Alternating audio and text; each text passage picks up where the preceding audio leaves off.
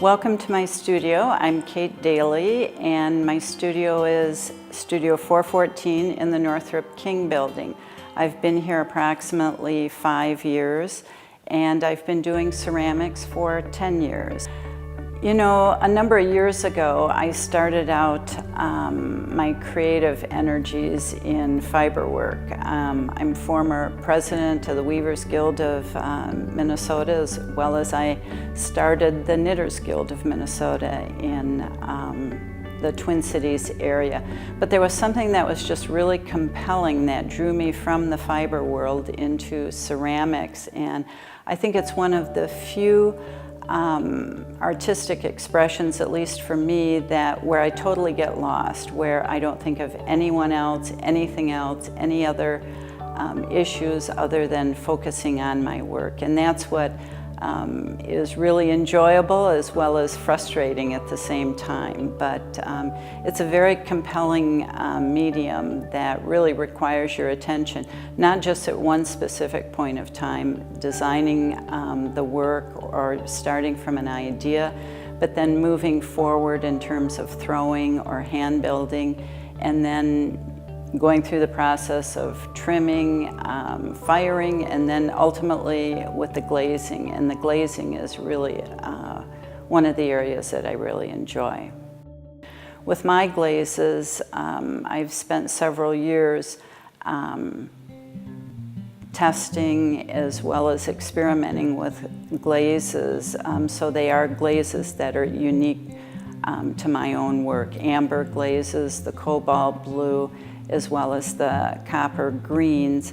They have either a rivulet quality, what's referred to as a rivulet quality, or an ash glaze quality to them, which is very unique to oxidation firing.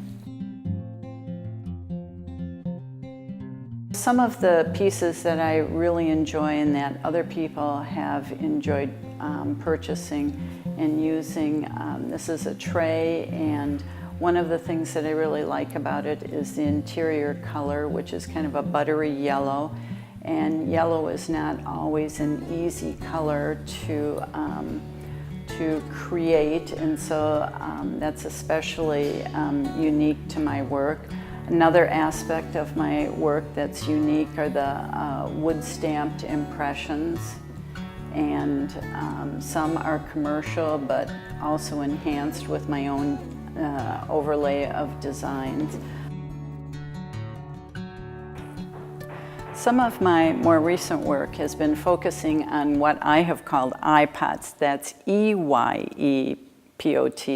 And I wanted to be able to integrate my pottery into our optometric practice. And so what's the most symbolic, I guess, image that you can think of with EyePots would be an eye or optometric practice.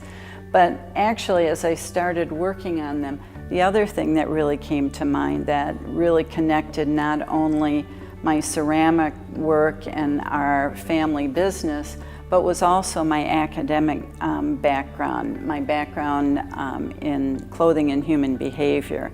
And that's where I was able to travel to Central and South Asia, to Africa, doing research. And one of the unique things is always chisholm, or the symbol of the eye, and how do you divert the eye from a viewer. And so I really saw many aspects of my life, my professional life and personal life, kind of merging once I started working on this concept of EyePots. And it is a bit frivolous and it is a bit fun, but in reality there are some real interesting aspects of history of the eye, the symbol of the eye. One of the areas that I really enjoy about ceramics that's slightly different than maybe some of the other mediums is that there is an expression, at least the kind of work that I do, which I call functional work as opposed to primarily decorative ceramics, is that I really celebrate and I really enjoy the functional aspects, the fact that people will use it in everyday kinds of situations. You can use it for tea, or you can use it serving lemonade, use it for eating, celebrating different life cycle events. And I think partly what has drawn me to ceramics too is that I've had a really rich opportunity to not only study but do research and travel abroad. And in many of those contexts, I can really see and appreciate how ceramics are used.